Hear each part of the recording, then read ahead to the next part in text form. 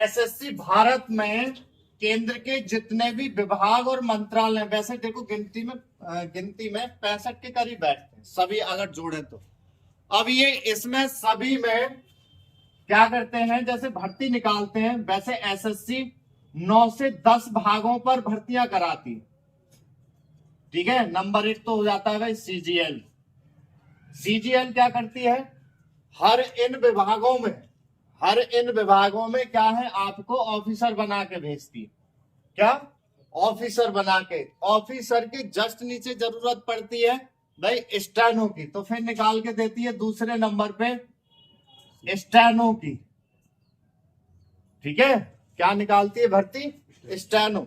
उसके नीचे फिर स्टेनो के नीचे विभाग में और क्या, जैसे हर एक विभाग है उसमें चलाने के लिए चाहिए क्या, ठीक है भाई, सबसे पहले उस विभाग का मंत्री होता है, तो मंत्री के लिए तो भी तुम्हें सांसद बनना पड़ेगा, इलेक्शन लड़ने पड़ेंगे तब जाके होगा। वो तो इतनी बड़ी बहुत प्रोग्रेस है, बुढ़ापा चढ़ जाए वो तब तक तुम्हें, तो वो चक्कर में डालना। हमें क्या है, उनके बाद में उस मंत्रालय का ऑफिस, उस मंत्रालय का या उस विभाग का क्या होता है, ऑफिसर। ऑफिसर के जस्ट नीचे कौन है, स्टेनो। स्टेनो के नीचे भी और जो काम करते हैं वो कौन कहलाते हैं, क्लर्क। तो क्लर्क की भर्ती के लिए निकल के आती है, और ये सब लगती किसमें, इन्हीं सब में, इन सभी विभागों में।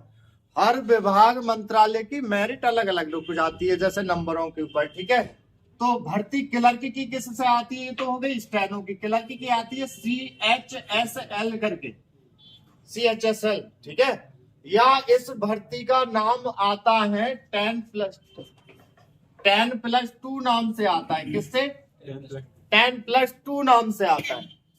इसके जस्ट नीचे, अब आपने देखा होगा किसी विभाग में भाई क्लर्क ही सारा काम नहीं करते रहेंगे, जैसे ऑफिस का काम भी ठीक कराना है भाई, फाइल वगैरह मेंटेन करानी है, सारी चीज, उसके लिए स्टाफ चाहिए होता है। तो स्टाफ के लिए कौन सा आता है नंबर 2 पर, MTS। वो 4 MTS, मल्टीटास्किंग स्टाफ। ठीक है, तो ये हो गई। अब क्या हुआ, भारत के अंदर में जितनी केंद्र सरकार के अंडर में सरकार की जो जैसे डैम है या कंपनियां हैं उनके अंडर में, तो उनमें जेई की जरूरत पड़ती है। किसकी, जेई की। तो फिर एक और निकल के आती है एसएससी जेई करके। तो उसमें क्या होता है भाई, उसमें क्या है, सभी उन डिपार्टमेंटों में या उन कारखानों में या उस कंपनी में क्या करते हैं, वो जेई बन के पहुंचते हैं। ठीक है, अब हुआ क्या, उसी बीच सेंट्रल गवर्नमेंट की जो पुलिस है, उन्होंने कहा हमारी जो ऑफिसर की फोर्स की ऑफिसर हैं उनकी भी आप ही तैयारी करा दो।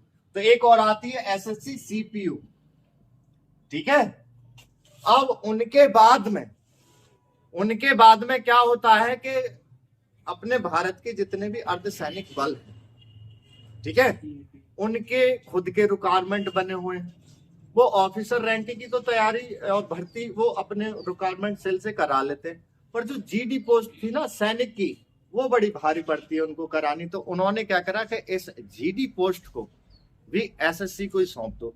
तो वो क्या करते हैं, 7वें नंबर पे एसएससी को जीडी पोस्ट भी दे दी। जनरल ड्यूटी वाले जो होते हैं, सैनिक पोस्ट, राइफल्स मैन, उन्होंने क्या करा, भारत के जितने भी अर्धसैनिक बल हैं, जैसे सीएसएफ, सीआरपीएफ, बीएसएफ, एसएसबी, उन सब की भी इन्हीं को ठेका दे दिया। कौन सी पोस्ट पे दिया है, सैनिक पोस्ट के लिए। ठीक है, अब क्या करा दिल्ली पुलिस ने अपने जो क्लर्क थे, हेड कांस्टेबल मिनिस्टर, देखो फोर्स में कभी भी क्लर्क नाम से पोस्ट नहीं आती, जब भी आएगी हेड कांस्टेबल मिनिस्टर नाम से आती है। तो वो दिल्ली पुलिस ने भी दे रखा है अपना इन्हीं को, हेड कांस्टेबल।